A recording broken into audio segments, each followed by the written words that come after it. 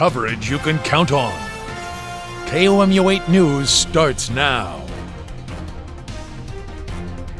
It was absolutely devastating. It was sickening. We made sure we treated each dog in there like they were our own. From rescue to recovery, a family animal rescue is trying to move on while mourning the loss of more than 24 dogs.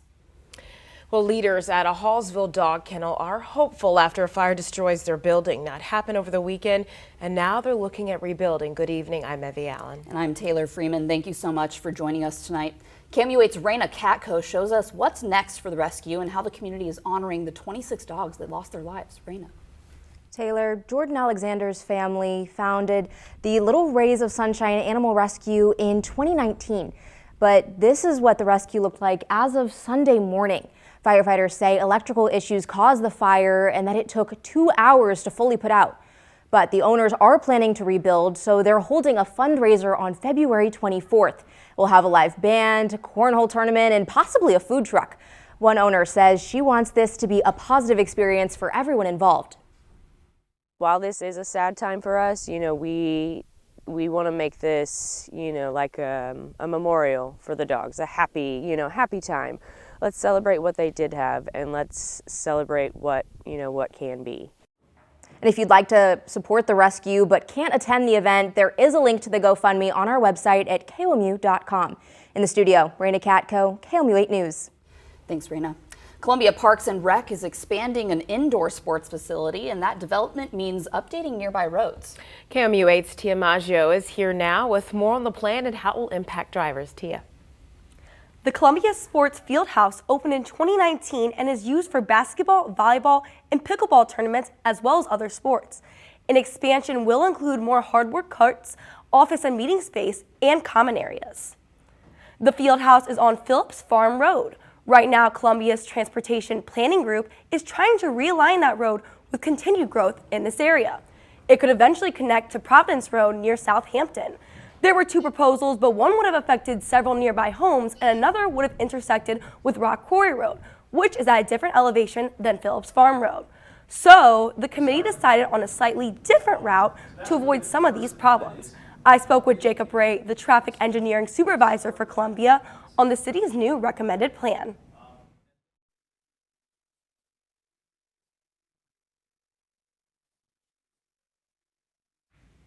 The organization says the new alignments will also help with other residential and commercial growth. Meanwhile, Parks and Rec is hosting a meeting to get feedback on the Fieldhouse expansion next Tuesday. Reporting in the studio, Tia Maggio, KOMU 8 News. All right, thank you, Tia. Well, the Columbia Housing Authority now has $50,000 to use for the proposed Kinney Point Resource Center. The Veterans United Foundation donated the money to go toward a new roof and HVAC system. The Resource Center will be a community space for residents in the area. Now, it's next to the Kinney Point housing development that includes 24 homes. CHA expects to start construction on the Resource Center this spring and then begin on the housing. All right, thanks, Kesley. Thousands gathered in a Memphis church today to say a final farewell to Tyre Nichols. That's right. The 29-year-old died last month after a group of Memphis officers beat him during a traffic stop. Now, NBC's Chris Pallone has the story. In Memphis, weeks after the brutal police beating that led to Tyre Nichols' death, family and friends paused to celebrate the 29-year-old's life, remembering a man who was a father to a young son and who loved skateboarding and photography. A good person, a beautiful soul, a son, a father, a brother, a friend, a human being, gone too soon, denied his rights to life, liberty, and the pursuit of happiness, denied the dignity of his humanity. Among those gathered, relatives of other people killed by police across the country, including family members of Breonna Taylor and George Floyd, and Vice President Kamala Harris. This violent act was not in pursuit of public safety. It was not in the interest of keeping the public safe, because one must ask, Was not it in the interest of keeping the public safe that Tyre Nichols would be with us here today? Mourners issuing a call to action to put an end to police killings and vowing never to stop fighting until there's true systemic change to law enforcement in America.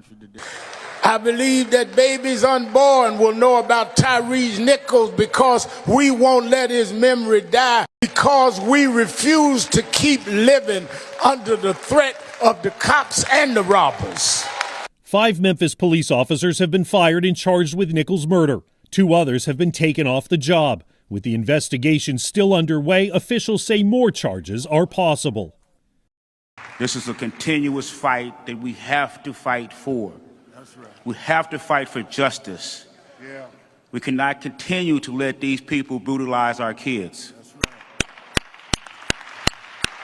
right. And while Tyre Nichols' family and friends are fighting for justice, today was a day to pause, to remember, to celebrate, and to say goodbye. Chris Pallone, NBC News.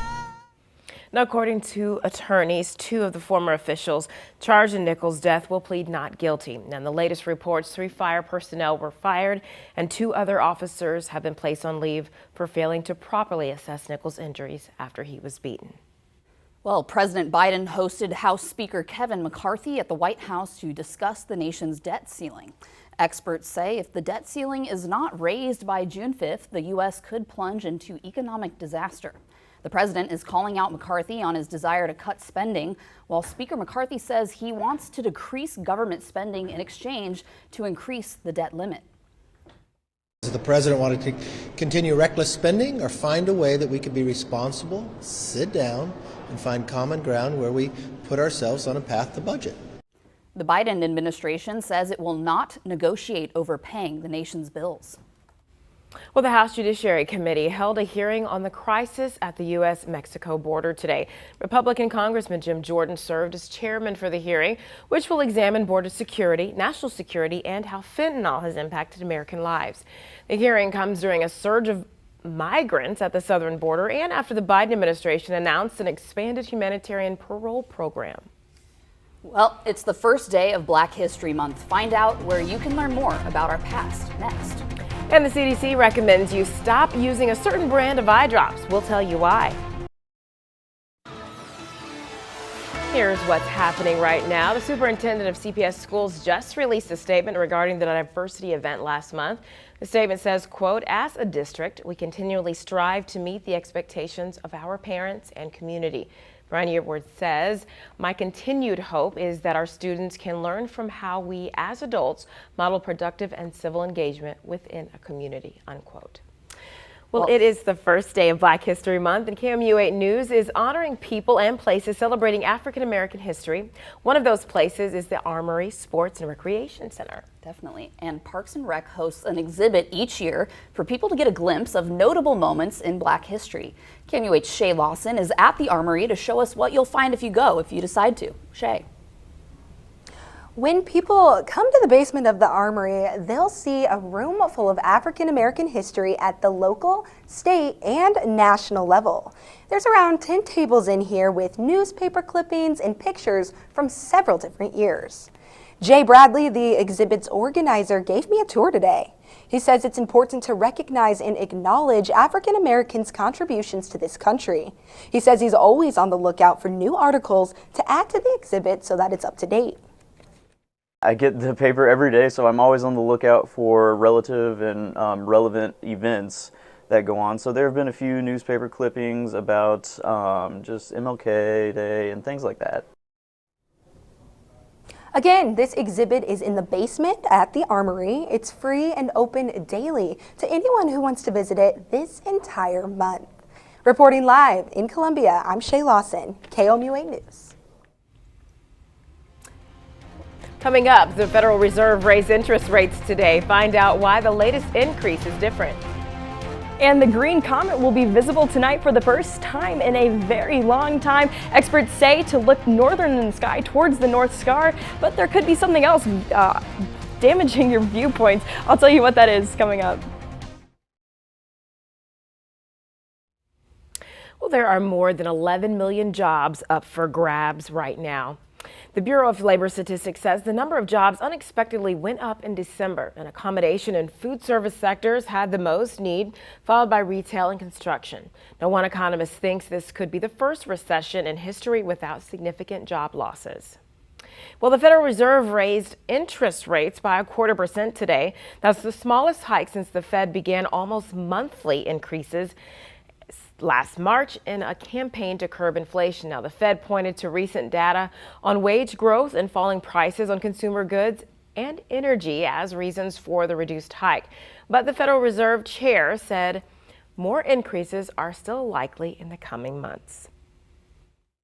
And while recent developments are encouraging, we will need substantially more evidence to be confident that inflation is on a sustained downward path. The Fed plans and anticipates it will continue issuing increases to get the inflation rate closer to 2%. Well, the CDC is investigating a brand of eye drops possibly linked to bacterial infections. These infections led to one death and at least 3 people with permanent vision loss. The CDC says a majority of those affected are using Ezra Care's preservative-free drops. The agency is recommending consumers to discontinue use of this product immediately. A winter storm hammered Texas with ice and sleet over the past few days, creating dangerous road conditions and leaving thousands without electricity. Semi-trucks on a Dallas highway were spinning out and sliding off the roads. One even needed a crane. More than 250,000 homes and businesses were left without power.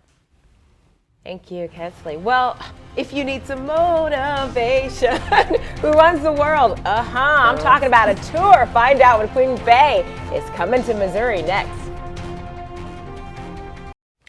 Welcome back. The True False Film Fest is just a month away, and the music lineup has finally been released ahead of the fest.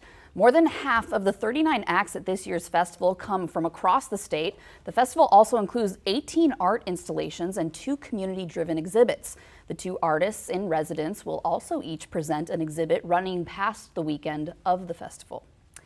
And Beyonce will soon be heading back on tour, and she is heading to Missouri. Queen Bey announced the Renaissance World Tour on Instagram today. It will feature music from her latest album.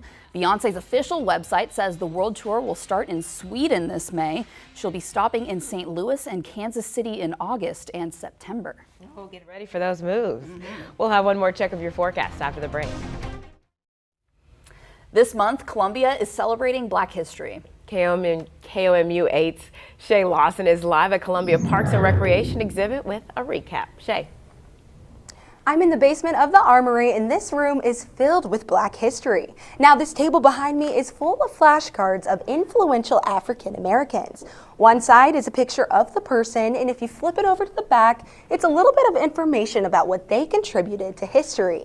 Now, this exhibit is open every single day at 8 a.m. It's free to anyone who wants to come down here and learn more about Black history.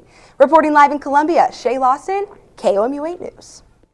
Now here's a look at what we're following for KOMU 8 News at 6. The Missouri Department of Mental Health released a plan for positive wellness. What the state recommends for improving mental health in the workforce. That's tonight at 6. Tomorrow's going to be a little bit of a chillier start to your day once again. Temperatures in those lower to middle 20s as you head out the door tomorrow morning. But as we head later into the afternoon, temperatures reach those middle to upper 40s and plenty of sunshine. We just keep that warming trend throughout the weekend. But Friday, does get a little bit cooler once again, near freezing. All right, a little warming trend. We like it. Not bad at all. Thank you for joining us, and we'll see you again at 6. Nightly News is next.